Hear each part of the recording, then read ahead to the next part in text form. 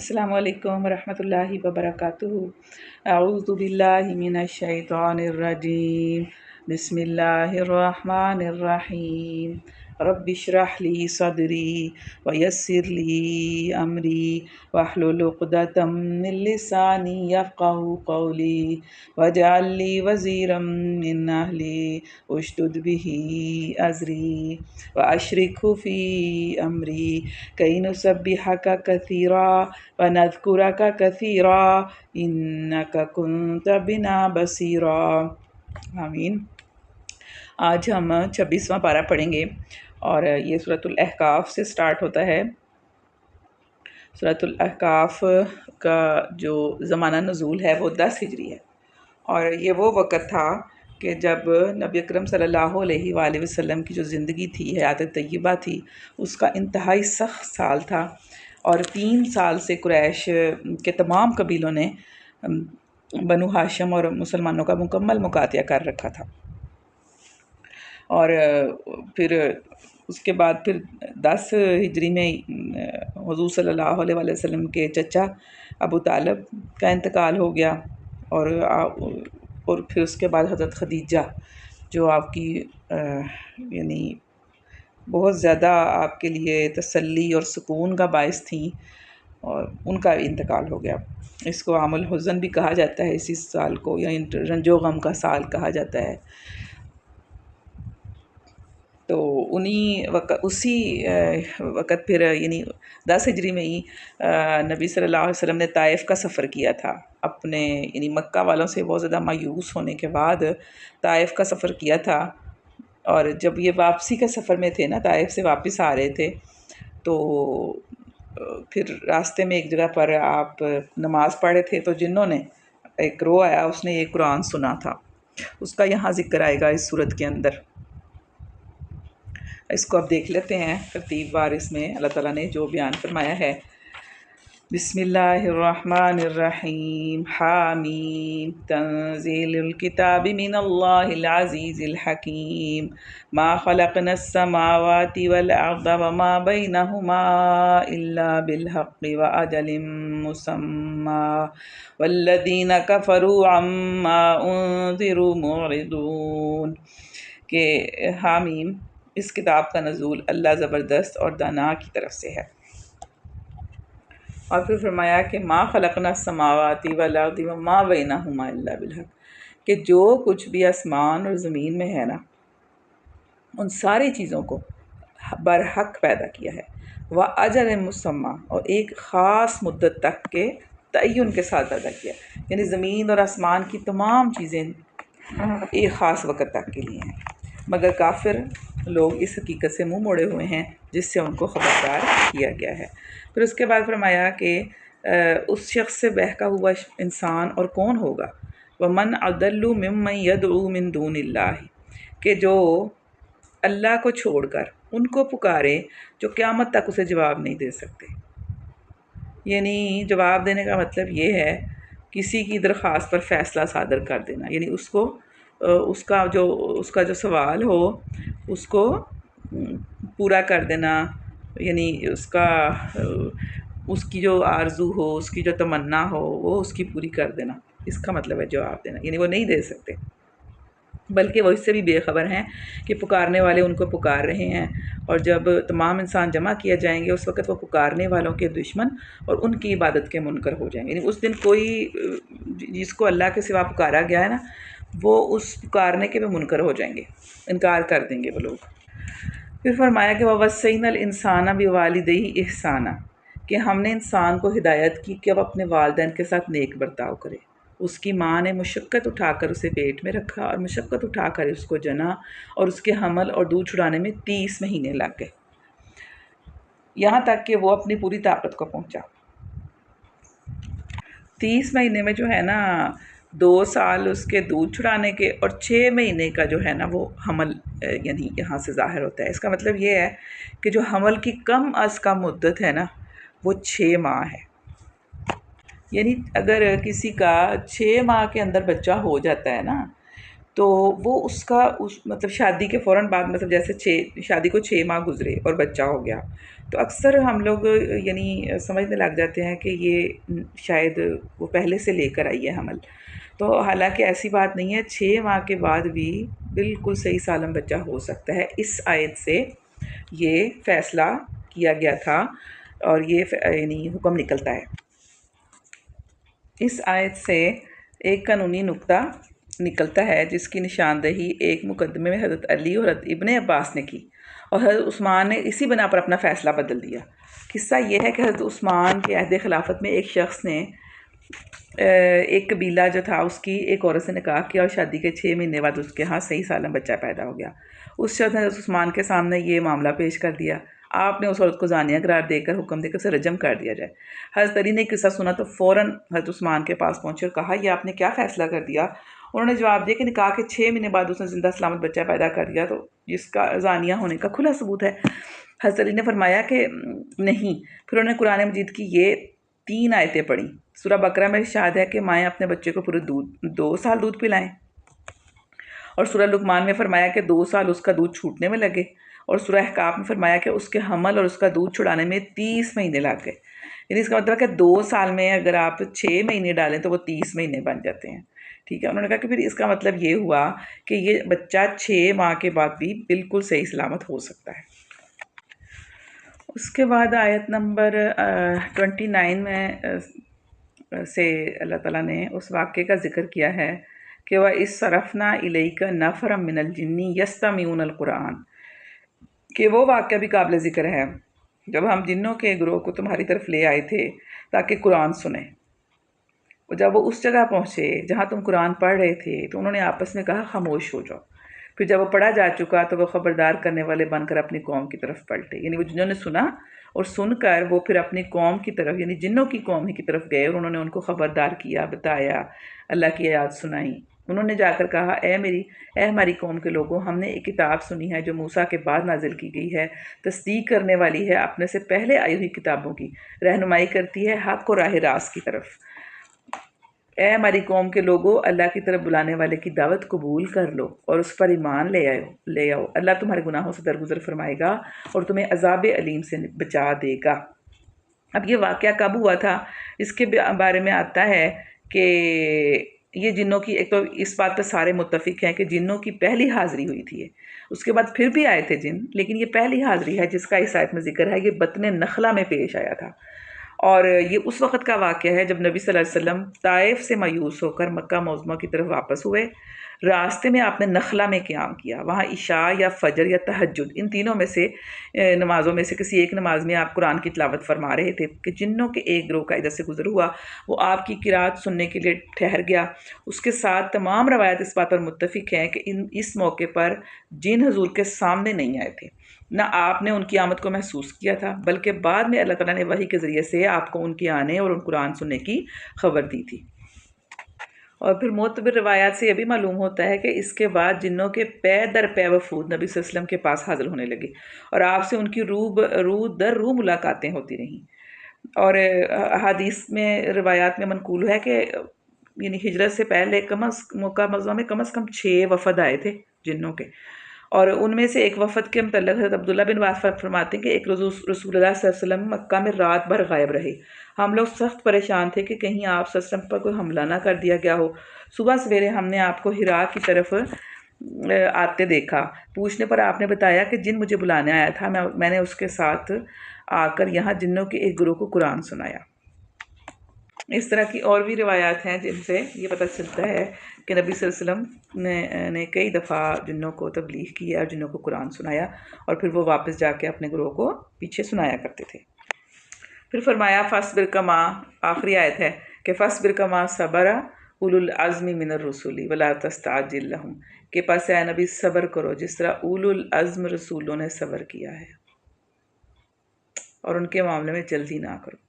یعنی اسی طرح جو پہلے انبیاء تھے وہ بھی قوم کی بے رخی، ان کی مخالفت، ان کی مزاحمت اور طرح طرح کی اظہار ثانیوں کا مقابلہ کرتے رہے۔ اور جیسے کہ ہم سب کو پتہ ہے کہ طائف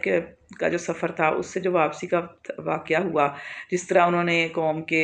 لڑکوں کو پیچھے لگا دیا اور انہوں نے آپ صلی اللہ علیہ وسلم پر پتھر مارے، اور یعنی کہ وہ نبی صلی اللہ علیہ وسلم وہاں سے مایوس ہو کے نکلے تھے اور سوچ رہے تھے کہ شاید طائف سے ان کو اچھا رسپانس ملے گا، لیکن واپسی پر ان کو اور زیادہ تکلیف کا سامنا کرنا پڑا جب لڑکوں نے ان کو پتھر مار مار کے لہو لہان کر دیا اور جوتے خون سے بھر گئے۔ یہ معمولی بات نہیں ہے، یہ بہت بڑی اور بہت دکھ دینے والی بات ہے۔ جب سنتے ہیں نا اور پڑھتے ہیں تو بہت زیادہ تکلیف ہوتی ہے۔ اور رستے میں پھر وہ واقعہ بھی ہم نے پڑھا ہے، سنا ہے کہ جیسے آپ بیٹھے تھے نا تو تھک ہار کر، تو ایک فرشتہ آیا اور اس نے کہا کہ اگر آپ چاہیں تو میں ان دونوں پہاڑوں کے درمیان اس قوم کو پیس کر رکھ دوں۔ تو آپ صلی اللہ علیہ وسلم نے فرمایا کہ نہیں، ہو سکتا ہے ان میں سے کچھ اچھے لوگ نکل آئیں، ان میں سے خیر نکل آئے، اور واقعی اس میں سے پھر خیر نکلا تھا۔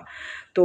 یہ بہت زیادہ، اور پھر نبی صلی اللہ علیہ وسلم کو یہ بات بھی بہت تکلیف دی تھی، اس وقت بہت پریشان تھے کہ اگر میں مطلب پتہ چلے گا جب مکہ والوں کو، کفار مکہ کو، تو وہ تو اور خوش ہو جائیں گے، وہ تو اور مطلب کہ اس بات پہ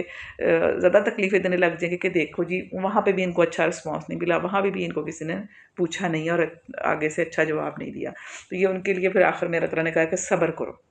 کیونکہ نبیوں کے ساتھ ایسا ہی ہوتا رہا ہے۔ اس کے بعد اگلی جو صورت ہے وہ سورہ محمد ہے، مدنی سورہ ہے، اور اس کا دوسرا نام قتال ہے، اور جو اس کا زمانہ نزول ہے وہ ہجرت کے بعد جنگ کا حکم آنے کے بعد کا ہے۔ جنگ کا حکم آ گیا تھا اور اس کے بعد یہ صورت نازل ہوئی تھی۔ اس میں مسلمانوں کو ہدایات دی گئی ہیں، جنگ کرنے کے اصول بتائے گئے ہیں، اور اس وقت یہ حالات تھے کہ جو مدینے میں آنے کے بعد بھی جو مسلمان تھے ان کو وہاں پر بھی چین سے نہیں بیٹھنے دے رہے تھے، وہاں پر بھی یہ جو کفار مکہ ہیں یہ ان کو پھر بھی بہت مسئلہ ہو رہا تھا، اور یہ وہاں پر بھی ان کو چین پر سے بیٹھنے نہیں دے رہے تھے اور ان کو مٹانے پر تلے ہوئے تھے۔ اور ان حالات میں یہ صورت نازل ہوئی ہے، اور اس میں مسلمانوں کو جنگ کے لیے تیار کرنا ہے، اس کا جو موضوع اور مضمون ہے، اور ان کو ابتدائی ہدایات دینا ہے۔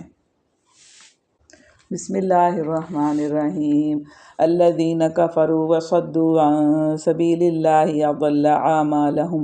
پہلی آیت میں بتا دیا جن لوگوں نے کفر کیا ہے اور اللہ کے راستے سے روکا ہے، اللہ نے ان کے اعمال کو رائیگاں کر دیا ہے۔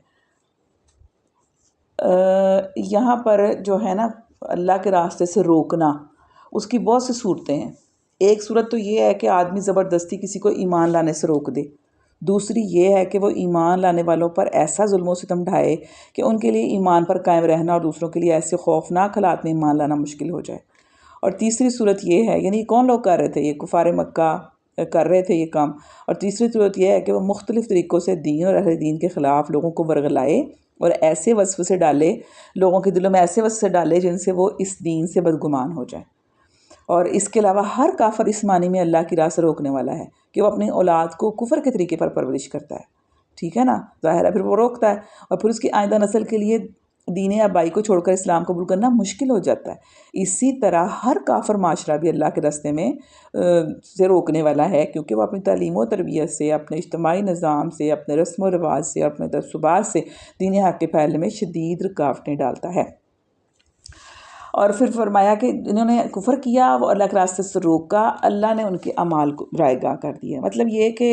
وہ اس طرح رائیگاں کر دیے کہ جتنے بھی وہ لوگ کام کرتے ہیں اپنی طرف سے، وہ سمجھتے ہیں کہ یہ نیک کام ہیں، وہ سارے ان کے ضائع ہو جاتے ہیں۔ یعنی اس کا ایک مطلب یہ ہے کہ اللہ تعالیٰ نے ان سے وہ توفیق ہی سلب کر لی کہ ان کی کوششیں اور محنتیں صحیح راستے میں صرف ہوں، وہ توفیق ہی لے لی۔ دیکھیں انسان دنیا اگر کوئی نیک کام کرتا ہے نا تو اس کی اپنی کوئی بہادری نہیں ہوتی، یہ اللہ کی توفیق ہوتی ہے جو اس کو ملی ہوتی ہے، جس کی وجہ سے وہ نیک کام کر لیتا ہے۔ اور دوسرا مطلب یہ ہے کہ جو کام اپنے نزدیک وہ خیر کے کام سمجھ کر کرتے ہیں، مثلا خانہ کعبہ کی نگہبانی کر رہے تھے وہ لوگ، ٹھیک ہے نا، نبی صلی اللہ علیہ وسلم تو مدینے میں آ گئے ہوئے تھے، اور پیچھے کون لوگ تھے، یہ مشرکین ہی تھے جو خانہ کعبہ کی نگرانی کر رہے تھے اور حاجیوں کی خدمت کر رہے تھے اور مہمانوں کی ضیافت اور رشتہ داروں کے ساتھ صلہ رحمیہ اگر وہ کوئی بھی کرتا ہو تو، اور ایسے ہی دوسرے کام جنہیں عرب میں مذہبی خدمات اور مکارم اخلاق میں شمار کیا جاتا تھا، کیونکہ یہ تو ان کے اندر خوبیاں تھیں نا، یہ خوبیاں تو ان کے اندر تھیں عرب کے اندر کہ وہ بہت زیادہ یعنی کہ وہ ضیافت کرتے تھے، مہمان نواز تھے، ٹھیک ہے، پھر حاجیوں کی خدمت بھی وہ کرتے تھے، اور اسی طرح خانہ کعبہ کی نگرانی بھی وہ کرتے تھے۔ تو اللہ تعالیٰ نے ان سب کو ضائع کر دیا، ان کے سارے جو کام تھے نا ان کو ضائع کر دیا، ان کو کوئی بھی اجر و ثواب نہیں ملے گا، کیونکہ جب وہ اللہ کی توحید اور صرف اسی کی بات کا طریقہ اختیار کرنے سے انکار کرتے ہیں تو اور دوسروں کو بھی اس راہ پر آنے سے روکتے ہیں، تو ان کا کوئی عمل بھی اللہ کے ہاں قبول نہیں ہے۔ اور پھر فرمایا کہ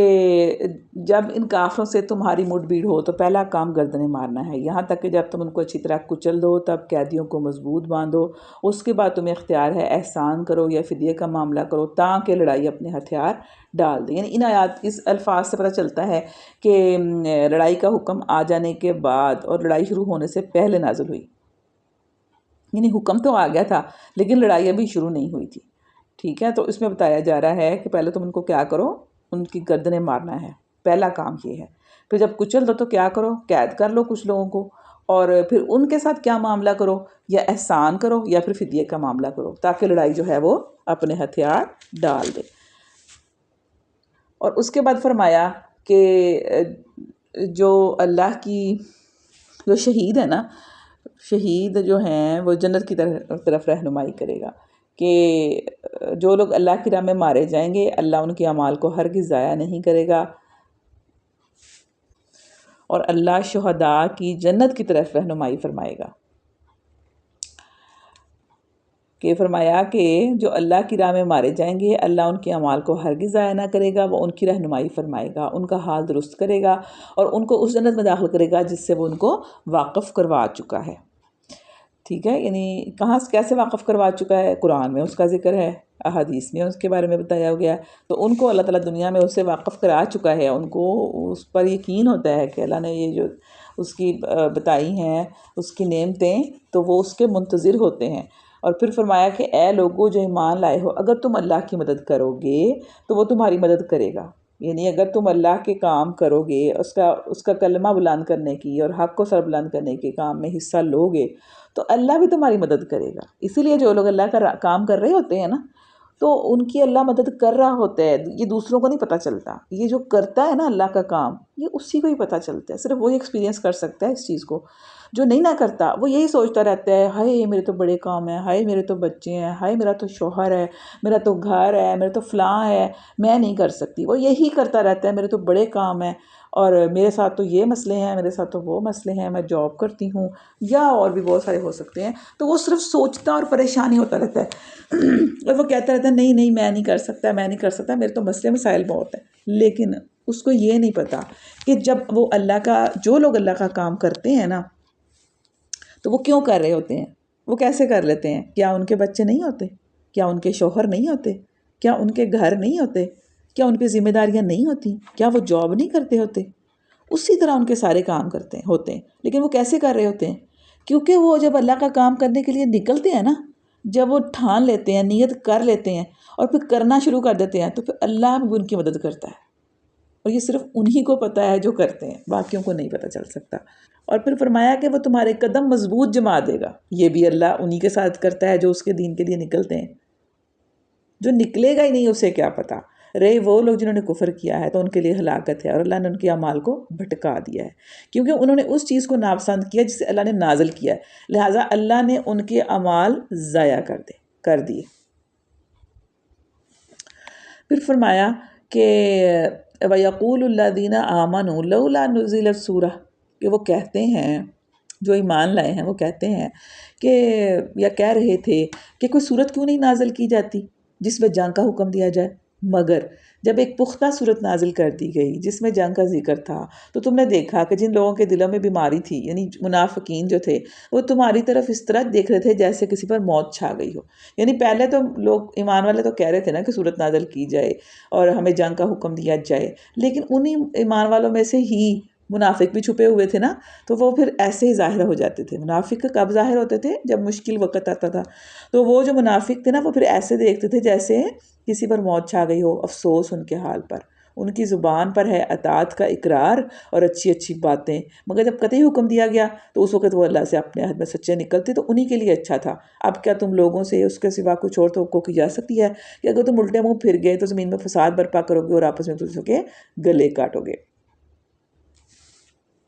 یعنی مطلب یہ ہے کہ اگر تم اسلام کی مدافعت سے جی چراتے ہو نا، یعنی وہ کام نہیں کرتے جس کا حکم دیا گیا ہے، اسلام کا دفاع نہیں کرتے، اسلام کو نہیں بچاتے، اس کے لیے جان اور مال کی بازی نہیں لگاتے،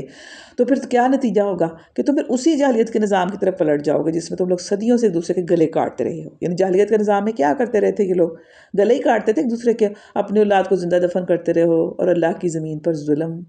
اور فساد کرتے رہے ہو، پھر تم وہی کام کرو گے، کیونکہ جب انسان صحیح طرف نہیں نہ جاتا تو لا محالہ وہ غلط طرف چلا جاتا ہے۔ آپ دیکھیں اس سے یہ بھی سمجھ میں آتا ہے، ایک چھوٹی سی مثال ہے عام زندگی کی، کہ اگر آپ اپنے وقت کو اچھی طرف نہیں نہ لگاتے تو لا محالہ آپ کا وقت غلط کاموں میں لگ جاتا ہے، پھر آپ کے پاس بڑا وافر وقت ہوتا ہے اور شیطان کو دینے کے لیے کافی ٹائم نکل آتا ہے۔ پھر ان لوگوں کا ذکر جنہوں نے اللہ کو ناراض کیا ہے کہ اس وقت کیا حال ہوگا جب فرشتے ان کی روحیں قبض کریں گے اور ان کے منہ اور پیٹھوں پر مارتے ہوئے انہیں لے جائیں گے۔ یہ اسی لیے تو ہوگا کہ انہوں نے اس طریقے کی پیروی کی جو اللہ کو ناراض کرنے والا ہے اور اس کی رضا کا راستہ اختیار کرنا پسند نہ کیا، اسی بنا پر اس نے ان کے سب اعمال ضائع کر دیے۔ یعنی اعمال سے مراد وہ اعمال ہے جو وہ مسلمان بن کر انجام دیتے رہے، کیونکہ وہ اپنے آپ کا مسلمان کہتے تھے، ٹھیک ہے نا، ان کی نمازیں، ان کے روزے، ان کی زکوٰۃ، غرض وہ تمام باتیں، وہ ساری نیکیاں جو اپنی ظاہری شکل کے اعتبار سے اعمال خیر میں شمار ہوتی ہیں، اس بنا پر ضائع ہو گئی کہ انہوں نے مسلمان ہوتے ہوئے بھی اللہ اور اس کے دین اور ملت اسلامیہ کے ساتھ اخلاص اور وفاداری کا رویہ اختیار نہ کیا، بلکہ اپنے دنیا کے مفاد کے لیے دشمنوں کے ساتھ ساز باز کرتے رہے، اور اللہ کی راہ میں جب جہاد کا موقع آیا تو اپنے آپ کو خطرات سے بچانے کی فکر میں لگ گئی، خطروں میں نہیں پڑے، اللہ کی خاطر اپنے خطروں میں نہیں پڑے، قربانی نہیں دی، وقت کی قربانی نہیں دی، اپنے خواہشات کی قربانی دی، اپنے مال کی قربانی نہیں دی، بس اپنا گھر، اپنا آپ، اپنے بچے انہی میں پڑے رہے، تو اللہ تعالیٰ نے کیا کیا، ان کے سارے نیک اعمال بھی ضائع کر دیے۔ یہ بہت خطرناک بات ہے۔ اور پھر جنہوں نے اللہ کفر کیا اور اللہ کی راہ سے روکا، ہاں جی، پھر یہ منافقین کے بارے میں آ رہا ہے کہ کیا وہ لوگ جن کے دل میں بیماری ہے یہ سمجھے بیٹھے ہیں کہ اللہ ان کے دلوں کا کھوٹ ظاہر نہیں کرے گا، ہم چاہیں تو انہیں تم کو آنکھوں سے دکھا دیں اور ان کے چہروں سے تم ان کو پہچان لو، مگر ان کے انداز کلام سے تو تم جان ہی لوگے، اللہ تم سب کے اعمال سے واقف ہے۔ اور پھر فرمایا کہ جو اے لوگو جو ایمان لائے ہو، تم اللہ کی اطاعت کرو اور رسول کی اطاعت کرو اور اپنے اعمال کو برباد نہ کر لو۔ یعنی مطلب یہ ہے کہ اعمال کا نفع بخش ہونا اور نتیجہ خیز ہونے کا انحصار کس بات پر ہے کہ آپ کے اعمال کا آپ کو فائدہ ہو، اس کا کوئی اچھا نتیجہ نکلے، اس کا انحصار کس بات پہ ہے کہ اللہ اور اس کے رسول کی اطاعت پر ہے۔ اطاعت سے منحرف ہو جانے کے بعد کوئی عمل بھی عمل خیر نہیں رہتا۔ یعنی آپ اگر یہ سمجھیں کہ اللہ اور رسول کی اطاعت کے بغیر آپ خود سے کوئی نیک کام کر لیں اور وہ آپ کے قبول ہو جائیں تو وہ قبول نہیں کیے جائیں گے۔ اطاعت اللہ اور اس کے رسول کی ہوگی تو پھر ہی اجر کا مستحق ہوگا انسان، ورنہ خود سے اپنی طرف سے سمجھے کہ وہ اپنی مرضی سے کوئی نیک کام کرتا رہے گا اور اللہ تعالیٰ کے یہاں اس کو اجر ملے گا، یہ بالکل غلط اور جھوٹ ہے۔ پھر فرمایا کہ کفر کرنے والوں اور اللہ کی راہ سے روکنے والوں اور مرتے دم تک کفر پر جمے رہنے والوں کو تو اللہ ہرگز معاف نہ کرے گا، بس تم بودے نہ بنو اور صلح کی درخواست نہ کرو، تم ہی غالب رہنے والے ہو۔ اللہ تمہارے ساتھ ہے، تمہارے اعمال کو وہ ہرگز ضائع نہ کرے گا۔ یہ دنیا کی زندگی تو کھیل اور تماشا ہے، اگر تم ایمان رکھو اور تقویٰ کی روش پر چلتے رہو تو اللہ تمہارے اجر تم کو دے گا اور وہ تمہارے مال تم سے نہ مانگے گا۔ اگر کہیں وہ تمہارے مال تم سے مانگ لے اور سب کے سب تم سے طلب کر لے تو تم بخل کرو گے اور وہ تمہارے کھوٹ ابھار لائے گا۔ پھر فرمایا کہ دعوت دی جا رہی ہے تمہیں کہ اللہ کی راہ میں خرچ کرو، اس پر تم میں سے کچھ لوگ ہیں جو بخل کر رہے ہیں، حالانکہ جو بخل کرتا ہے در حقیقت وہ اپنے آپ سے بخل کرتا ہے، اللہ غنی ہے، تم ہی اس کے محتاج ہو، اگر منہ موڑو گے تو اللہ تمہاری جگہ کسی اور قوم کو لے آئے گا اور وہ تم جیسے نہ ہوں گے۔ پھر اس کے بعد سورہ فتح شروع ہو جاتی ہے۔ اس کا جو زمانہ نزول ہے وہ صلح حدیبیہ کا معاہدہ کرنے کے بعد راستے میں یہ نازل ہوئی تھی، اور ہوا یہ تھا کہ اس کا جو تاریخی پس منظر ہے وہ یہ ہے کہ رسول اللہ صلی اللہ علیہ وسلم نے خواب دیکھا تھا کہ آپ اپنے اصحاب کے ساتھ مکہ معظمہ تشریف لے گئے ہیں اور وہاں عمرہ ادا فرمایا ہے. تو پیغمبر کا جو خواب ہے وہ خواب و خیال نہیں ہو سکتا، وہ تو وحی کی اقسام میں سے ایک قسم ہوتی ہے. اس کا مطلب یہ تھا نہیں، خواب کا مطلب یہ تھا کہ ایک اشارہ تھا جس کی پیروی نبی صلی اللہ علیہ وسلم کے لیے لازمی تھی. اور لیکن اس وقت جو حالات تھے وہ لگ نہیں رہے تھے کہ ان حالات میں ہو سکتا ہے، کیونکہ کفار قریش نے 6 سال سے مسلمانوں کے لیے بیت اللہ کا رستہ بند کر رکھا تھا اور وہ بالکل بھی نہیں جانے دے رہے تھے وہاں پہ حج اور عمرے کے لیے. لیکن پیغمبر کا منصب یہ تھا کہ اس کا رب جو حکم بھی اس کو دے وہ اس پر عمل کرے. تو رسول اللہ صلی اللہ علیہ وسلم نے صحابہ کو اپنا خواب سنایا اور سفر کی تیاری شروع کر دی. پھر یہ جو مبارک قافلہ تھا مدینہ سے روانہ ہوا 6 ہجری کے آغاز میں، ذی قعدہ کا مہینہ تھا، اور آپ صلی اللہ علیہ وسلم نے ذوالحلیفہ پہنچ کر عمرے کا احرام باندھا، قربانی کے لیے 70 اونٹ ساتھ لیے اور برتلوں میں ایک تلوار رکھ لی، کیونکہ جو زائرین حرم تھے نا ان کو اس وقت اجازت تھی کہ وہ ایک تلوار یعنی رکھ سکتے تھے. اس کے سوا جنگ کا کوئی سامان بھی ساتھ نہیں تھا، اور یہ لوگ یہ جو قافلہ تھا یہ لبیک لبیک کی صدائیں بلند کرتا بیت اللہ کی طرف چل پڑا. پھر قریش کے لوگوں کو حضور کے اس اقدام نے سخت پریشانی میں ڈال دیا. یہ جو مہینہ تھا یہ حرام مہینہ تھا، اور اس میں جو قافلہ احرام باندھ کر یا حج یا عمرہ کے لیے جا رہا ہو اسے روکنے کا کسی کو حق نہیں تھا، حتیٰ کہ کسی قبیلے سے اس کی دشمنی بھی ہو تو عرب کے مسلمہ قوانین کی روح سے وہ اپنے علاقے سے اس کے گزرنے میں مانع نہیں ہو سکتا تھا. نبی صلی اللہ علیہ وسلم نے ایک مخبر جو تھا اس کو بھیجا ہوا تھا تاکہ وہ قریش کے جو ارادے ہیں ان کی نقل و حرکت ہے ان سے آگاہ کریں. پھر ان کو پتہ چلا کہ یہ لوگ جو تھے نا لڑنا چاہ رہے ہیں ایک جگہ سے، تو نبی صلی اللہ علیہ وسلم نے رستہ بدل لیا اور ایک نہایت دشوار گزار رستہ جو تھا نا اس سے گزر کر حدیبیہ کے مقام پر پہنچ گئے جو عین حرم کی سرحد پر واقع تھا. یہاں بنی خزاعہ کا سردار اور اس کے جو چند لوگ تھے وہ آپ سے ملنے آئے. آپ نے فرمایا کہ ہم لڑنے نہیں آئے. انہوں نے پوچھا کہ کس غرض سے آئے، تو آپ نے فرمایا ہم لڑنے نہیں آئے، صرف بیت اللہ کی زیارت اور اس کا طواف ہمارے پیش نظر ہے. اس نے جا کے یہ بات بتائی، لیکن وہ اپنی ضد پر پھر بھی اڑے رہے کہ ہم نے ان کو عمرہ نہیں کرنے دینا. پھر قریش کی طرف سے عروہ بن مسعود ثقفی آیا اور اس نے اپنے نزدیک بڑی اونچ نیچ سمجھا کر رسول اللہ صلی اللہ علیہ وسلم کو اس بات پہ آمادہ کرنا چاہا کہ آپ مکہ میں داخل نہ ہوں، لیکن آپ نے وہی جواب دیا کہ ہم لڑائی کرنے نہیں آئے، ہم ایک دینی فریضہ انجام دینے آئے ہیں. پھر لیکن وہ جو تھے نا نہیں مان رہے تھے، وہ لوگ بھی نہیں مان رہے تھے. پھر آخر کار نبی اکرم صلی اللہ علیہ وسلم نے حضرت عثمان کو اپنا ایلچی بنا کر مکہ بھیجا، اور ان کے ذریعے سے سردارہ نے قریش کو یہ پیغام دیا کہ یہ ہم جنگ کے لیے نہیں آئے بلکہ زیارت کے لیے آئے ہیں، طواف اور قربانی کر کے واپس چلے جائیں گے. مگر وہ لوگ نہ مانے، حضرت عثمان کو مکہ ہی میں روک لیا. اس دوران یہ افواہ پھیل گئی کہ حضرت عثمان کو شہید کر دیا گیا ہے. اس پر نبی اکرم صلی اللہ علیہ وآلہ وسلم نے اپنے تمام ساتھیوں کو جمع کیا اور ان سے اس بات پر بیعت لی کہ اب ہم یہاں سے مرتے دم تک پیچھے نہ ہٹیں گے. یعنی یہ بہت بڑی ایک بیعت تھی جو کی گئی تھی، کیونکہ اس وقت مسلمان صرف 1400 تھے اور نہ ان کے پاس کوئی سامان جنگ تھا، اور وہ جو تھے وہ کفار مکہ سارے کے سارے تھے، یہ لوگ تھوڑے سے تھے. یعنی اس وقت یہ جو بیعت تھی نا، اس سے بڑھ کر ان لوگوں کے اخلاص ایمانی اور راہ خدا میں ان کی فدائیت تھی، اس کا کوئی ثبوت نہیں ہو سکتا تھا. یعنی اتنا بڑا یہ ان کا ثبوت تھا. اسی بیعت کو بیعت رضوان کے نام سے مشہور ہو گئی پھر یہ. اور بعد میں معلوم ہوا کہ حضرت عثمان کی جو قتل کی جو خبر تھی وہ غلط تھی. حضرت عثمان خود بھی واپس آ گئے اور قریش کی طرف سے سہیل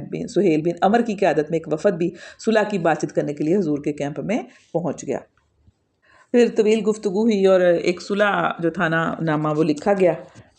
اور پھر یہی اصرار کیا گیا کہ آپ اس سال واپس چلے جائیں اور اگلے سال آپ عمرہ کے لیے آ سکتے ہیں. اور پھر ایک معاہدہ لکھا گیا جس میں اس طرح کی شکیں تھیں جس پہ مسلمانوں کو لگ رہا تھا کہ یہ تو ہمارے لیے بالکل بھی صحیح معاہدہ نہیں ہے. لیکن چونکہ اللہ کا حکم تھا اور مسلمانوں میں سخت اضطراب پایا جاتا تھا، لیکن پھر بھی چونکہ اللہ کا حکم تھا تو پھر ماننا ہی تھا. صلح سے جب فارغ ہو گئے، جب معاہدہ وغیرہ ہو گیا، تو حضور صلی اللہ علیہ وسلم نے صحابہ سے فرمایا کہ اب یہی قربانی کر کے سر منڈواؤ اور احرام ختم کر دو، مگر کوئی اپنی جگہ سے نہ ہلا. یعنی یہ اتنا اس وقت وہ دکھ میں چلے گئے تھے کہ یہ تو بہت ہمارے ساتھ سمجھے کہ مطلب ایسا ہو گیا کہ ہمارے ساتھ ناانصافی ہو گئی ہے، یا اس کو کہہ لیں کہ ان کی بات اوپر ہو گئی ہے اور ہماری نیچے ہو گئی ہے. ان کو اس وقت ایسا لگ رہا تھا مسلمانوں کو، لیکن اصل میں یہ ایسا معاہدہ تھا کہ جس کا سراسر فائدہ مسلمانوں کو ہوا. یہ آئندہ چند سالوں پتہ چلا کہ اس کا سارا فائدہ ہی مسلمانوں کو ہوا تھا، اور ان کو کفار مکہ کو سارے نقصان ہوا تھا. اور صلح سے فارغ ہوئے تو نبی صلی اللہ علیہ وسلم نے حکم دیا کہ آپ یہیں قربانی کرو اور ساڑھ منڈوا دو اور احرام ختم کر دو، مگر کوئی اپنی جگہ سے نہ ہلا. حضور نے یہ 3 مرتبہ حکم دیا، مگر صحابہ اس وقت رنج و غم اور دل شکستگی کا ایسا شدید غلبہ تھا کہ انہوں نے اپنی جگہ سے حرکت نہ کی. اور یہ ایسا کبھی بھی نہیں ہوا تھا. یہ پہلی دفعہ صورت پیش آئی تھی کہ نبی صلی اللہ علیہ وسلم نے کچھ کہا اور صحابہ دوڑے نہ اس کام کو کرنے کے لیے، ورنہ تو صحابہ تعمیل کے لیے دوڑ پڑتے تھے. اس کے بعد یعنی پھر نبی صلی اللہ علیہ وسلم نے اٹھ کے پھر یہ کام کیا، آپ نے یعنی جو یہی کہ قربانی کی، سر مڑوایا، تو پھر وہ لوگ بھی آہستہ آہستہ اٹھے اور انہوں نے یہ کام کرنا شروع کر دیا. لیکن ان کے دل جو تھے نا بہت غم زدہ تھے. اب اس کی صورت کے جو ہے نا مضامین وہ دیکھ لیتے ہیں. بسم اللہ الرحمن الرحیم. انا فتحنا لک فتحا مبینا لیغفر لک اللہ ما تقدم من ذنبک وما تأخر ویتم نعمتہ علیک ویہدیک صراطا مستقیما. فرمایا کہ انا فتحنا لک فتحا مبینا، بے شک ہم نے آپ کو کھلی فتح عطا کی ہے. یعنی اس فتح کو کیا فرمایا گیا ہے؟ کھلی فتح عطا کی ہے. لیغفر لک اللہ، تاکہ اللہ تعالیٰ کیا کرے؟ درگزر فرمائے، بخش دے. ما تقدم من ذنبک، جو تم سے پہلے گناہ ہو چکے ہیں نا ان کو بخش دے، ان سے درگزر فرمائے. وما تأخر وَيُتِمَّ نِعْمَتَهُ، اور تمہاری نعمتیں جو ہیں اور تم پر اپنی نعمت کی تکمیل کر دے اور تمہیں سیدھا راستہ دکھائے اور تم کو وہ زبردست نصرت بخشے. یعنی کہ یہ جو تھا نا فتح، یعنی جس کو مسلمان سمجھ رہے تھے کہ ہمارا نقصان ہو گیا ہے،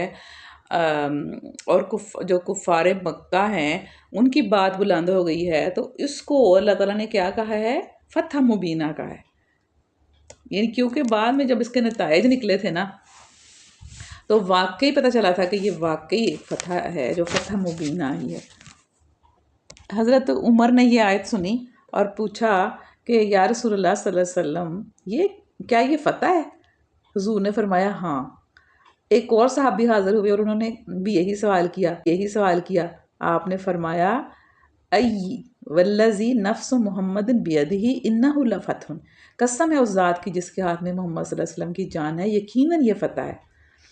اور مدینہ پہنچ کر ایک اور صحاب نے اپنے ساتھیوں سے کہا یہ کیسی فتح ہے؟ ہم بیت اللہ جانے سے روک دیے گئے، ہمارے قربانی کے اونٹ بھی آگے نہ جا سکے، رسول اللہ صلی اللہ علیہ وسلم کو حدیبیہ ہی میں رکنا پڑا، اور اس صلح کی بدولت ہمارے 2 مظلوم بھائیوں ابو جندل اور ابو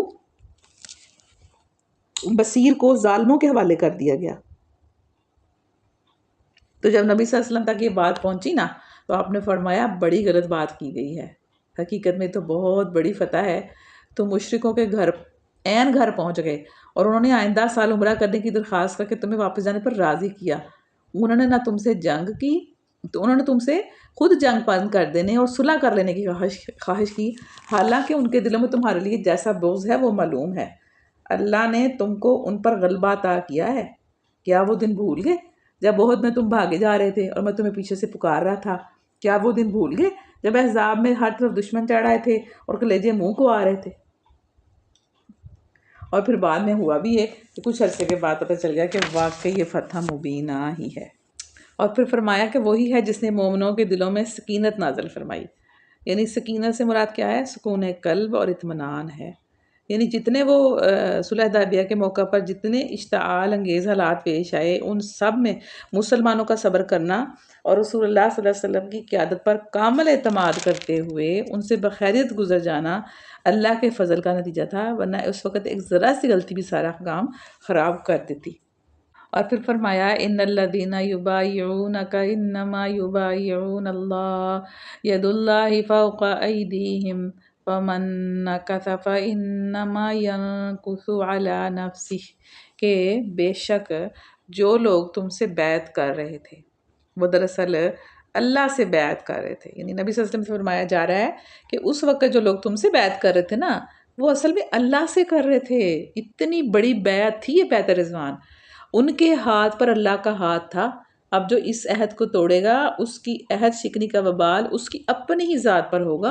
اور جو اس عہد کو وفا کرے گا جو اس نے اللہ سے کیا ہے، اللہ ان قریب اس کو بڑا اجر عطا فرمائے گا. پھر فرمایا لَقَدْ رَضِيَ اللَّهُ عَنِ الْمُؤْمِنِينَ إِذْ يُبَايِعُونَكَ تَحْتَ الشَّجَرَةِ کہ اللہ مومنوں سے خوش ہو گیا جب وہ درخت کے نیچے تم سے بیعت کر رہے تھے. یعنی یہ وہ بیعت رضوان ہے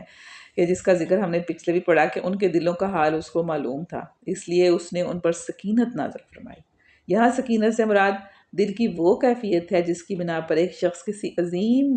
مقصد کے لیے ٹھنڈے دل سے پورے اطمینان اور سکون کے ساتھ اپنے آپ کو خطرے میں جھونک دیتا ہے. یعنی اس کو یقین ہوتا ہے اس مقصد کی سچائی کے اوپر، اور وہ اس کی خاطر اپنے آپ کو ہر طرح کے خطرے میں ڈالنے کے لیے تیار ہو جاتا ہے. کیونکہ اس وقت بہت خطرہ تھا. وہ جو بیعت تھی وہ بہت بڑی یعنی ایسی چیز تھی کہ جس کا ایمان نہ ہو وہ تو نہیں قائم رہ سکتا تھا. تو اس وقت اللہ تعالیٰ نے ان پر سکینت نازل فرمائی، کیونکہ وہ اس چیز پر مطمئن تھے، اس کو سمجھتے تھے کہ یہ حق ہے کہ جو اللہ کے نبی نے ہمیں کہا ہے وہ بالکل صحیح ہے. ان کے دلوں کا حال اس کو معلوم تھا، اس لیے اس نے ان پر سکینت نازل فرمائی، ان کو انعام میں قریبی فتح بخشی اور بہت سارا مال غنیمت ان کو عطا کر دیا جس سے وہ ان قریب حاصل کریں گے. یہ قریبی فتح جو تھی یہ خیبر کی فتح تھی اور اس کے اموال غنیمت جو ان کو ملے تھے. اللہ زبردست اور حکیم ہے. اللہ تم سے بکثرت اموال غنیمت کا وعدہ کرتا ہے جنہیں تم حاصل کرو گے. یعنی دوسری فتوحات ہوں گی جو خیبر کے بعد مسلمانوں کو مسلسل ہوتی چلی گئیں اس کے بعد، اور فوری طور پر تو یہ فتح اس نے تمہیں عطا کر دی ہے. یعنی وہی والی فتح یعنی صلح حدیبیہ، اور لوگوں کے ہاتھ تمہارے خلاف اٹھنے سے روک دیے ہیں. یعنی اس وقت آپ لوگ وہاں موجود تھے، آپ کے پاس اسلحہ بھی نہیں تھا، لوگ بھی کم تھے، پھر بھی قریش کی یہ ہمت نہیں ہوئی کہ تم لوگوں پر حملہ کر سکیں، تو اللہ نے تو روکا ان کو، ورنہ کون تھا جو ان کو روک سکتا تھا. تو فرمایا کہ اللہ نے لوگوں کے ہاتھ تمہارے خلاف اٹھنے سے روک دیے تاکہ یہ مومنوں کے لیے ایک نشانی بن جائے اور اللہ سیدھے راستے کی طرف تمہیں ہدایت بخشے. اس کے علاوہ دوسری اور غنیمتوں کا بھی وہ تم سے وعدہ کرتا ہے جن پر تم ابھی قادر نہیں ہوئے، اور اللہ نے ان کو گھیر رکھا ہے. اللہ ہر چیز پر قادر ہے. اور یہ کون سی غنیمتیں ہیں؟ یہ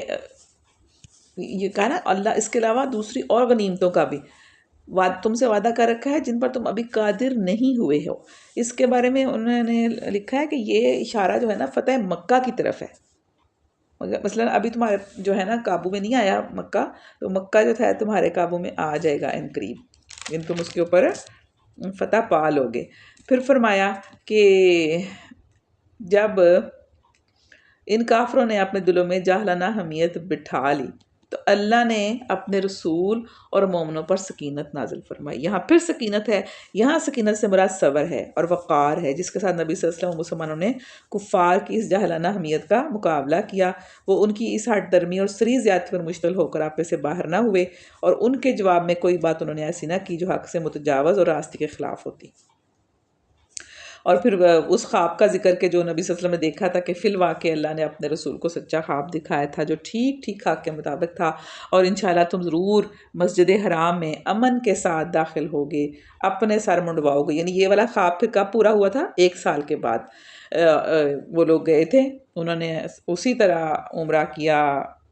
اور پھر اللہ نے فرمایا کہ تم اپنے یعنی تم پورے امن کے ساتھ مسجد حرام میں داخل ہوگے، اپنے سر منڈواؤ گے، بال ترشواؤ گے، اور تمہیں کوئی خوف نہ ہوگا. وہ اس بات کو جانتا تھا جس سے تم نہ جانتے تھے، اس لیے وہ خواب پورا ہونے سے پہلے اس نے قریبی فتح تم کو عطا فرما دی. وہ اللہ ہی ہے جس نے اپنے رسول کو ہدایت اور دین حق کے ساتھ بھیجا ہے تاکہ اس کو پوری جن سے دین پر غالب کر دے، اور حقیقت میں پر اللہ کی گواہی کافی ہے. اور پھر نبی صلی اللہ علیہ وسلم کے جو ساتھی ہیں ان کے اوصاف بتائے گئے ہیں کہ محمد الرسول اللہ والذین معہ اشداء علی الکفار رحماء بینہم تراہم رکعا سجدا یبتغون فضلا من اللہ ورضوانا سیماہم فی وجوہہم من أثر السجود ذلك مثلهم في التوراة ومثلهم في الإنجيل كزرع أخرج شطأه فآزره فاستغلظ فاستوى على سوقه يوجب الضراع ليغيظ بهم الكفار وعد الله الذين آمنوا وعملوا الصالحات منهم مغفرة وأجرا عظيما. کہ محمد اللہ کے رسول ہیں اور جو لوگ ان کے ساتھ ہیں وہ کفار پر سخت ہیں، آپس میں رحیم ہیں، اور جب تم دیکھو گے انہیں رکوع، سجدہ اور اللہ کے فضل اس کی خوشنودی کی طلب میں مشغول پاؤ گے۔ سجود کے اثرات ان کے چہروں پر موجود ہیں جن سے وہ الگ پہچانے جاتے ہیں، یہ ان کی صفت تورات میں ہے، اور انجیل میں ان کی مثال یوں دی گئی ہے کہ گویا ایک کھیتی ہے جس نے پہلے کومپل نکالی، یعنی ان کی مثال کیسی کہ پہلے ایک تھوڑے سے تھے یہ لوگ، جس نے ایک کومپل نکالی، پھر اس کو تقویت دی، پھر وہ گدرائی یعنی وہ آگے سے آگے بڑھ گئی، پھر اپنے تنے پر کھڑی ہو گئی یعنی مضبوط ہو گئی، پھر وہ کاشت کرنے والوں کو وہ خوش کرتی ہے تاکہ کفار ان کے پھلنے پھولنے سے جلیں۔ یعنی صحابہ بھی تو ایسے ہی تھے، پہلے تھوڑے تھے، پھر وہ آگے سے آگے بڑھ گئے اور مضبوط ہو گئے، اور اس سے کفار کو بہت تکلیف ہوتی ہے۔ اس گروہ کے لوگ جو ایمان لائے ہیں اور جنہوں نے نیک عمل کیے ہیں، اللہ نے ان سے مغفرت اور بڑے اجر کا وعدہ کر رکھا ہے۔ پھر اس کے بعد سورۃ الحجرات ہے، یہ مدنی سورہ ہے۔ اس میں بہت زیادہ اہم معاشرتی اصول بھی بتائے گئے ہیں، اور بہت زبردست سورہ ہے۔ ہر کسی کو یہ سورت پڑھنی چاہیے اور اپنے پیاروں کو پڑھانی چاہیے، سکھانی چاہیے، اور اس پہ اللہ تعالیٰ ہمیں عمل کرنے کی بھی توفیق دے جو اس میں اللہ تعالیٰ نے احکامات دیے ہیں، اور جن سے منع فرمایا ہے اللہ ہمیں ان سے رکنے کی توفیق عطا فرمائے۔ بسم اللہ الرحمن الرحیم۔ یا ایھا الذین آمنوا لا تقدموا بین یدی اللہ ورسولہ واتقوا اللہ ان اللہ سمیع علیم۔ سب سے پہلے کیا فرمایا کہ رسول کے آگے پیش قدمی نہ کرو، اے لوگو جو ایمان لائے ہو اللہ اور اس رسول کے آگے پیش قدمی نہ کرو، یعنی اللہ اور اس کے رسول سے آگے بڑھ کر نہ چلو، مقدم نہ بنو، تابع بن کرو، اپنے معاملات میں پیش قدمی کر کے بطور خود فیصلے نہ کرو، بلکہ جو دیکھو کہ اللہ کی کتاب اور اس کے رسول کی سنت میں جو فیصلے کیے ہوئے ہیں ان کو دیکھو اور اسی کے مطابق عمل کرو۔ اور پھر نبی صلی اللہ علیہ وسلم کی تعظیم کا جو ہے نا بتایا گیا ہے کہ ان کی تعظیم کیسے کرنی ہے،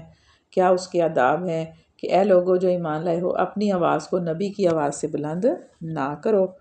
دوسرا، اور نہ نبی صلی اللہ علیہ وسلم کے ساتھ اونچی آواز سے بات کرو کہ جس طرح تم آپس میں کرتے ہو، کہیں ایسا نہ ہو کہ تمہارا کیا کرایا سب غارت ہو جائے اور تمہیں خبر بھی نہ ہو۔ دیکھیں اس وقت تو وہ لوگ موجود تھے، ٹھیک ہے،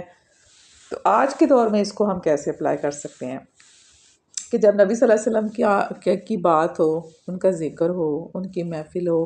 یا ان کا جو حکم ہمارے سامنے آ جائے تو پھر اس کے آگے ہم نہ چوں کریں، نہ اس سے بڑھ کے کوئی بات کریں، نہ ان کی محفل میں بے ادبی کریں، ٹھیک ہے، یہ ساری چیزیں اس کے اندر آ جاتی ہیں، کیونکہ نبی صلی اللہ علیہ وسلم کا جو ادب ہے نا اس کی بہت زیادہ اہمیت ہے، اور بے ادبی کرنے سے بہت زیادہ نقصان ہے کہ سارا کیا کرایا انسان کا جو ہے نا وہ غارت ہو سکتا ہے۔ پھر اس کے بعد اگلا حکم ہے کہ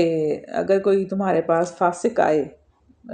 تو اور وہ کوئی خبر لے کر آئے تو پھر کیا کرو، پہلے اس کی تحقیق کر لیا کرو۔ یعنی اس کا مطلب یہ ہے کہ ہر خبر پر ایمان نہیں لانا چاہیے، اور آج کل تو ویسے بھی جو وقت اور دور جا رہا ہے اس میں تو ہر چیز ویسے ہی یعنی کہ ڈاؤٹ فل ہو چکی ہے کہ یہ اصلی، اب تو ویڈیوز آتی ہیں تو پتہ ہی نہیں ہوتا یہ اصلی ویڈیو ہے یہ اے آئی سے بنی ہوئی ہے، ٹھیک ہے نا۔ تو اب تو بہت زیادہ کانشیس ہونے کی ضرورت ہے کہ کوئی بھی خبر ہمارے پاس جب پہنچے، کوئی بھی بات ہمارے پاس کوئی لے کر آئے تو پہلے اس کی تحقیق کرو کہ یہ خبر کا سورس کیا ہے، یہ بتانے والا کون ہے، اس کے بعد پھر اس کو آگے پھیلاؤ۔ اگر کوئی فاسق ہے، جھوٹا ہے، تو پھر اس کی خبر جو ہے اس پہ یقین نہ کرو، پہلے تحقیق کر لو کہ کہیں ایسا نہ ہو کہ تم کسی گروہ کو نہ دانستہ نقصان پہنچا بیٹھو، پھر اپنے کیے پر پریشان ہو۔ پھر فرمایا کہ اگر اہل ایمان کے گروہ ہوں اور دونوں گروہ آپس میں لڑ جائیں تو پھر کیا کرو، ٹھیک ہے نا۔ یعنی یہ نہیں فرمایا کہ جب اہل ایمان میں سے دو گروہ آپس میں لڑیں، بلکہ فرمایا کہ اگر اہل ایمان میں سے دو گروہ آپس میں لڑ جائیں، اس کا مطلب یہ ہے کہ مسلمانوں کو آپس میں لڑنا نہیں چاہیے. یہ اگر کوئی لڑیں گے تو یہ بہت ہی کوئی ایسا کیس ہوگا جو بہت کم کبھی ہوتا ہے. یہ مطلب نہیں ہے کہ وہ ہمیشہ ہی لڑتے رہیں گے تو اس لیے جب وہ لڑیں تو ان کی صلح کروا دیا کرو، بلکہ اگر وہ لڑ جائیں تو کیا کرو، ان کے درمیان صلح کرواؤ. پھر اگر ان میں سے ایک گروہ دوسرے پر زیادتی کرے تو زیادتی کرنے والے سے لڑو یہاں تک کہ وہ اللہ کے حکم کی طرف پلٹ آئے. یعنی پہلے کیا کوشش کرنی کہ ان میں صلح ہو جائے. اگر وہ صلح نہیں ہو رہی تو پھر کیا کرو، پھر اگر جو زیادتی کر رہا ہے نا تو اس کے خلاف لڑو، اور جس پر زیادتی کی جا رہی ہے نا اس کے ساتھ ہو جاؤ. اور پھر فرمایا کہ مومن تو ایک دوسرے کے بھائی ہیں. انما المومنون اخوۃ فاصلحوا بین اخویکم، تو آپس میں بھائیوں کے درمیان صلح کروا دیا کرو. واتقوا اللہ لعلکم ترحمون، اور اللہ سے ڈرو تاکہ تم پر رحم کیا جائے. اب دیکھیں جو صلح کروانے والا معاملہ ہے نا، یہ گروہوں میں بھی ہو سکتی ہے لڑائی، اور دو افراد میں بھی ہو سکتی ہے نا. تو پھر کیا کرنا چاہیے، باقی لوگوں کو صلح کروا دینی چاہیے. اور اب یہ جو ہے نا کم پڑ ہو گیا ہے. پہلے لوگ جب ہوتا تھا ایسے معاملہ تو فوراً بیچ میں لوگ پڑا کرتے تھے، سمجھدار لوگ فوراً کہتے تھے کہ نہیں بھی لڑائی نہیں ہونی چاہیے، صلح کراؤ. معاملہ سننا، دونوں طرف سے فریقین کو سننا، سمجھنا چیزوں کو اور معاملے کو حل کرنے کی کوشش کرنا. لیکن اب آپ دیکھیں گے کہ یہ ٹرینڈ کام ہو گیا ہے. مطلب ہر بندہ لڑا ہے تو لڑا رہے گا، کوئی فکر نہیں ہے ہمیں اس سے کیا. اب تو یہ کہنے لگ گئے لوگ ہمیں اس سے کیا، ہم تو نہیں پڑھتے بھائی، ہم تو برا نہیں بن سکتے، اگر میں بیچ میں پڑھ گئی تو میں تو بری بن جاؤں گی. ایسے ہی کہتے ہیں نا ہم لوگ. خاندانوں میں، رشتہ داروں میں لڑائیاں ہوئی رہتی ہیں، دل کھنچے رہتے ہیں آپس میں، ایک دوسرے کے ساتھ دل برے ہوئے ہوتے ہیں اور ناراض ہو کے بیٹھے ہوتے ہیں سگے رشتہ دار. لیکن باقی جو لوگ ہیں نا وہ صلح نہیں کرواتے ان کی، نہ وہ بیچ میں پڑھتے ہیں. وہ کہتے ہیں بھائی میرا معاملہ تو صحیح ہے تو مجھے کیا ضرورت ہے ہمیں دوسروں کی لڑائی میں ہمیں ٹانگ اڑا دوں. تو حالانکہ صلح کروانے کا حکم ہے، اور ہمیں اگر یہ اس طرح کا معاملہ نظر آئے تو کوشش کرنی چاہیے کہ دونوں طرف سے بات سن کے صلح کروائی جائے. پھر اس کے بعد بہت اہم اخلاقی ہدایات دی گئی ہیں کہ اے لوگوں جو ایمان لائے ہو، نہ مرد دوسرے مردوں کا مذاق اڑائیں، ہو سکتا ہے کہ وہ ان سے بہتر ہوں، اور نہ عورتیں دوسرے عورتوں کا مذاق اڑائیں، ہو سکتا ہے کہ وہ ان سے بہتر ہوں. اچھا، اس کا یہ مطلب نہیں ہے کہ عورتیں مردوں کا مذاق اڑا سکتی ہیں اور مرد عورتوں کا مذاق اڑا سکتے ہیں. اصل میں وہ یہاں پہ اس لیے اس طرح کہا گیا ہے کیونکہ ایک اسلامی معاشرے کے اندر یہ ممکن ہی نہیں ہے کہ مرد اور عورتیں اکٹھے ہوں. کیونکہ اگر اکٹھے ہوں گے مرد اور عورتیں ایک جگہ پہ، کوئی مخلوط محفلیں ہوں گی، تو تبھی تو مرد عورتوں کا مذاق اڑا سکیں گے نا، یا عورتیں مردوں کا مذاق اڑا سکیں گے. جہاں پہ ایسا سین ہی نہیں ہے، جہاں پہ مسلم معاشرے کا جو ہے نا وہ ایسا ہوتا ہے کہ اس میں عورتیں ایک جگہ پہ اکٹھی ہو سکتی ہیں. کوئی گیدرنگ ہو سکتی ہے، شادی ہے، کوئی پارٹی ہے، کوئی اسکول ہے، کوئی کالج ہے، تو عورتیں ایک جگہ پہ اکٹھی ہوں گی اور مرد کے اکٹھے ہونے کی جگہ الگ ہوگی. تو اس میں پھر وہ احتمال ہی نہیں ہوگا کہ کوئی اور مرد جو ہیں وہ عورتوں کا اور عورتیں مردوں کا مذاق اڑائیں. یہ احتمال وہیں پہ ہوگا جہاں پہ اکٹھے ہوں گے. تو اس لیے اس طرح فرمایا گیا ہے.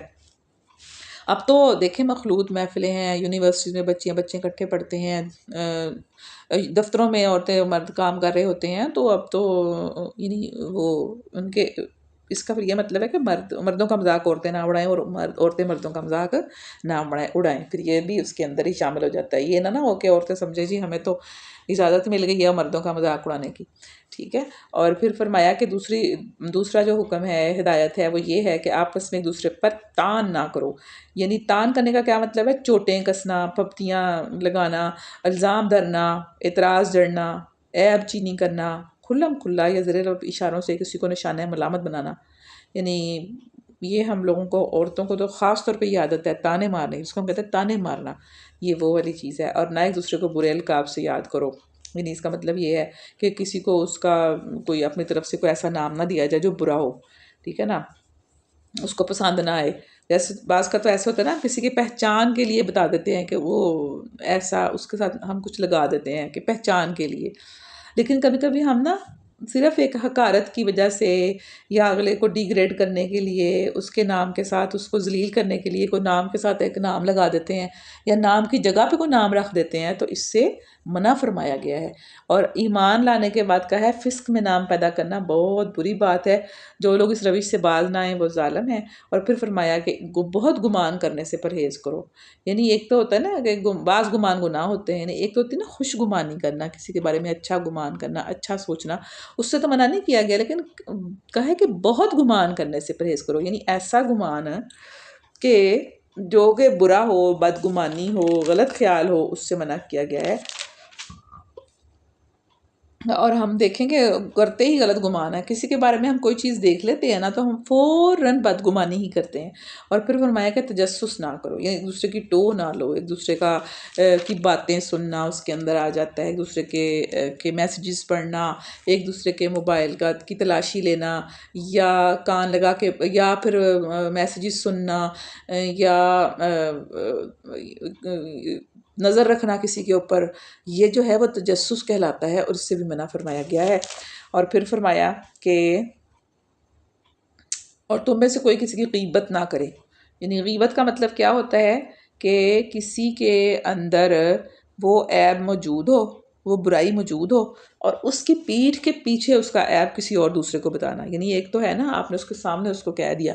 وہ بھی منع کیا گیا، وہ بھی ایک دوسرے کو، وہ اگر اصلاح کی خاطر کیا جائے ایک دوسرے کو اس کا عیب بتایا جائے تو وہ تو ٹھیک ہے، اس کو بتایا جائے کہ آپ میں یہ غلطی ہے، آپ ایسے نہ کریں، مطلب وہ ایک الگ مسئلہ ہے۔ لیکن وہ اٹھ کے گیا ہے یا وہ حاضر نہیں ہے، موجود نہیں ہے، اور اس کی کوئی برائی ہے، کوئی اس کے اندر کوئی مطلب ایسا پایا جاتا ہے، تو اس کو کیا کرنا، کسی اور کو بتانا، یہ غیبت ہے، اور اس سے منع کیا گیا ہے۔ اور اس کو کیا کہا گیا ہے کہ ایسا ہی ہے جیسے کسی مرے ہوئے بھائی کا گوشت کھانا، کہ کیا تمہارے اندر کوئی ایسا ہے جو اپنے مرے ہوئے بھائی کا گوشت کھانا پسند کرے گا؟ یعنی اتنی یہ کراہت والی بات ہے۔ اللہ تعالیٰ ہم سب کو اس سے محفوظ رکھے۔ لیکن ہم عورتیں جو ہے نا وہ بہت شوق سے غیبت کرتے ہیں، اور ہٹتے بھی نہیں ہیں، ہم لوگ پڑھتے بھی ہیں، سنتے بھی ہیں، اور ہم اس سے باز بھی نہیں آتے۔ اگر فرض کریں نا ایک بندہ غیبت کرنا نہیں چاہتا نا تو دوسرا کوئی بات شروع کر دیتا ہے اس طرح کی، اب جب پہلا ہے نا وہ مروتاً ہی بیٹھا رہتا ہے، سنتا رہتا ہے، اور اس کے بارے میں کہ مروتاً بھی نہیں سننی چاہیے، روک دینا چاہیے، چھوڑو پرے، دفع کرو، ٹھیک ہے، ہم اپنی بات کرتے ہیں، ہم نہیں کسی کی بات کرتے۔ مطلب کئی طریقے ہیں جس کو کرنے کے، آپ مجھے بھی بتائیے گا ضرور کہ کون سے طریقے ہو سکتے ہیں کہ جن سے غیبت جو ہے وہ اس سے روکا جا سکے، یا دوسرے کو روکا جا سکے، کس طرح بات بدلی جائے، کس طرح دوسروں کو روکا جائے اور خود بھی نہ اس میں شامل ہوا جائے۔ کیونکہ اکثر ہوتا ہے ایسے کہ ہم کرنا نہیں چاہ رہے ہوتے، لیکن دوسرا بندہ بات چھیڑ دیتا ہے تو پھر ہم مروتاً کہ اب میں اس کو کیا روکوں، ویسے مزہ بھی بڑا آ رہا ہوتا ہے نا باتیں سن کے، اور پھر انسان دونوں طرح سے ہی نا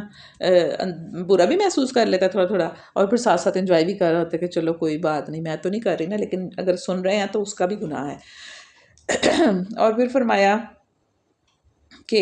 لوگوں، ہم نے تم کو ایک مرد اور ایک عورت سے پیدا کیا، اور پھر تمہاری قومیں اور برادریاں بنا دی ہیں تاکہ تم ایک دوسرے کو پہچانو، اور پھر عزت کا معیار بتا دیا گیا ہے۔ یعنی ہم لوگ عزت کس میں ڈھونڈتے ہیں کہ میری برادری یہ ہے، میری قوم یہ ہے، میں اس برادری سے تعلق رکھتا ہوں یا رکھتی ہوں، تو یہ تو بڑی اونچی قوم ہے، بڑی اونچی برادری ہے، بڑی اونچی کاسٹ ہے۔ تو اللہ تعالیٰ نے فرما دیا کہ یہ جو برادریاں اور قومیں ہم نے بنائی ہیں نا، یہ صرف اس لیے بنائی ہیں تاکہ تم ایک دوسرے کو پہچان لو۔ صرف جس طرح نام ہوتے ہیں، ہر کسی کا کوئی نہ کوئی الگ نام ہوتا ہے، جب وہ پیدا ہوتا ہے تو اس کو ایک نام دیا جاتا ہے، اس کے والدین اس کا نام رکھتے ہیں، ٹھیک ہے نا۔ اب اس نام کی وجہ سے تو وہ عزت والا نہیں ہو سکتا کہ جی میرا نام یہ ہے تو میں بہت عزت والا ہوں، یا فلاں کا نام وہ ہے تو وہ گھٹیا ہے، خدا نخواستہ، نہیں، یہ نام صرف پہچان کے لیے رکھے جاتے ہیں۔ ہاں، اگر وہ کوئی اچھے کام کرتا ہے، کوئی ایسا اس کا کردار ہوتا ہے تو پھر اس کا نام جو ہے نا اس کی بڑی ویلیو ہے، کیونکہ اس نے اس کے کردار کی وجہ سے۔ تو یہاں یہی فرمایا گیا کہ یہ جو قومیں برادریاں ہیں یہ تمہاری اس لیے ہیں کہ تم ایک دوسرے کو پہچانو۔ در حقیقت اللہ کے نزدیک تم میں سب سے زیادہ عزت والا وہ ہے جو تمہارے اندر سب سے زیادہ پرہیزگار ہے۔ بس یہ ہے عزت کا معیار، ہم نے اپنے ہی بنائے ہوئے ہیں، ٹھیک ہے نا۔ اللہ کے نزدیک کیا ہے؟ جو تقویٰ ہے وہ عزت ہے، وہی معیار ہے۔ پھر اس کے بعد سورہ قاف ہے، بسم اللہ الرحمن الرحیم قاف القرآن المجید بل عجبوا ان جاءهم منذر منهم فقال الکافرون هذا شیء عجیب، کہ وہ کہتے ہیں، قسم ہے قرآن مجید کی، وہ کہتے ہیں لوگوں کو تعجب اس بات پر ہوا کہ خبردار کرنے والا خود انہی میں سے ان کے پاس آ گیا۔ پھر منکرین کہنے لگے یہ تو بڑی عجیب بات ہے، کیا جب ہم مر جائیں گے اور خاک ہو جائیں گے تو دوبارہ اٹھائے جائیں گے؟ پھر اللہ تعالیٰ نے فرمایا کہ ہم نے انسان کو پیدا کیا ہے اور اس کے دل میں ابھرنے والے وسوسوں تک کو ہم جانتے ہیں، ہم اس کی گردن سے بھی زیادہ اس سے قریب ہیں، اور پھر اللہ تعالیٰ کہتے ہیں کہ اس علم کے علاوہ، یعنی تو ہم اس کے بہت قریب ہیں، یعنی اس کو ہر وقت ہم دیکھ رہے ہیں، اور پھر اس کے علاوہ دو کاتب یعنی دو لکھنے والے اس کے دائیں اور بائیں بیٹھے ہر چیز ثبت کر رہے ہیں۔ یعنی ایک تو اللہ تعالیٰ ہمیں براہ راست دیکھتا ہے، اور دوسرا اللہ نے لکھنے والے بھی رکھے ہوئے ہیں، ایک اس کے دائیں سائڈ پہ بیٹھا ہے، ایک اس کے بائیں سائڈ پہ بیٹھا ہے، ان کو کہتے ہیں کرامن کاتبین۔ تو وہ دو کاتب جو ہیں اس کے دائیں اور بائیں بیٹھے ہر چیز ثبت کر رہے ہیں، لکھ رہے ہیں، اس کی ویڈیو بن رہی ہے، اس کا سارا بایو ڈاٹا جمع ہو رہا ہے، کوئی لفظ اس کی زبان سے نہیں نکلتا جسے محفوظ کرنے کے لیے ایک حاضر باش نگران موجود نہ ہو۔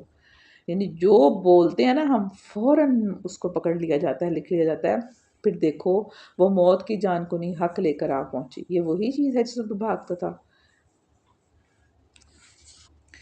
پھر وہ اس کا پورا لکھا آگے، اس کی پوری منظر کشی کی گئی ہے کہ کیسے اس کے ساتھ معاملہ کیا جائے گا، کیسے وہ جہنم میں ڈالا جائے گا، کیسے اس کو لے کے جایا جائے گا، اور پھر فرمایا کہ جہنم سے پوچھا جائے گا کہ کیا تو بھر گئی، اور وہ کہے گی کیا کچھ اور ہے، یعنی وہ اس کے میں تو جگہ ہی جگہ ہوگی، اور جنت جو ہے وہ متقین کے قریب لے آئی جائے گی، کچھ بھی دور نہ ہوگی، اور ارشاد ہوگا یہ وہ چیز ہے جس کا تم سے وعدہ کیا جاتا تھا ہر اس شخص کے لیے۔ جنت کس کے لیے؟ جنت اس کے لیے جو رجوع کرنے والا ہو، یعنی پلٹنے والا ہو، بار بار جب غلطی ہو کدھر کو رخ کرے، پھر اللہ کی طرف رخ کرے، جب غلطی ہو جائے پھر کہاں ہے، پھر اللہ کی طرف رجوع کرے کہ اللہ تو مجھے معاف کر دے، اللہ اس کو اللہ بار بار یاد آنے والا ہو، اور وہ بڑی نگہداشت کرنے والا تھا، یعنی ہر چیز کا اللہ تعالیٰ کے احکامات کا وہ بڑا ہی خیال رکھنے والا تھا، جو بے دیکھے رحمان سے ڈرتا تھا، جو دل گرویدہ لیے ہوئے آیا تھا، یعنی ایسا دل تھا نا اس کا جو اللہ کو پسند تھا، تو اس کو فرمایا داخل ہو جو جنت میں سلامتی کے ساتھ، وہ دن حیات ابدی کا دن ہوگا، وہاں ان کے لیے وہی سب کچھ ہوگا جو وہ چاہیں گے، اور ہمارے پاس اس سے بھی زیادہ ہے جو کچھ ان کے لیے ہے۔ اور پھر فرمایا کہ جو اے نبی صلی اللہ علیہ وسلم جو باتیں یہ لوگ بنا رہے ہیں انہیں ہم خوب جانتے ہیں، اور تمہارا کام ان سے جبراً بات منوانا نہیں ہے، بس تم اس قرآن کے ذریعے سے ہر شخص کو نصیحت کرو جو میری تنبیہ سے ڈرے۔ اس کے بعد سورہ زاریات ہے، اس کو ہم انشاءاللہ تعالیٰ العزیز 27ویں پارے کے ساتھ پڑھیں گے۔ اللہ تعالیٰ ہمیں قرآن کلام پاک کے جو اوامر ہیں ان پر عمل کرنے کی توفیق عطا فرمائے، اور نواہی سے ہمیں بچنے کی توفیق دے، آمین یا رب العالمین۔ اللہ ہماری تمام جائز خواہشات پوری کریں۔ آج کی جو رات ہے، جو اب راتیں شروع ہونے والی ہیں، اللہ تعالیٰ ہمیں وہ ليلۃ القدر نصیب فرمائے، ہمارے گناہ معاف کرے، ہماری دعائیں قبول فرمائے، ہمارے والدین کو اگر حیات ہیں تو سب کو صحت سلامتی دے، اور جن کے دنیا سے چلے گئے ہیں اللہ تعالیٰ ان کی مغفرت فرمائے، اللہ تمام مرحومین کی مغفرت فرمائے، اللہ ہماری اولادوں کو اس کلام کے ساتھ، اللہ کے اس قرآن پاک کے ساتھ جوڑ دے، اللہ ہمیں اس میں سے ہدایت عطا فرمائے، آمین یا رب العالمین۔ تمام بیماروں کو شفاء کاملہ عاجلہ عطا فرمائے، تمام پریشان حالوں کی پریشان حالیاں دور کرے، اور تمام جو لوگ ہر کسی کے اللہ تمام حاجتیں پوری فرمائے، آمین یا رب العالمین، اور دنیا میں امن دے اور حق کا بول بالا کرے، ظالموں کو اللہ نیست و نابود کر دے، آمین یا رب العالمین۔ وآخر دعوانا ان الحمد للہ رب العالمین، سبحان ربک رب العزت عما یصفون وسلام علی المرسلین والحمد للہ رب العالمین۔ السلام علیکم ورحمۃ اللہ وبرکاتہ۔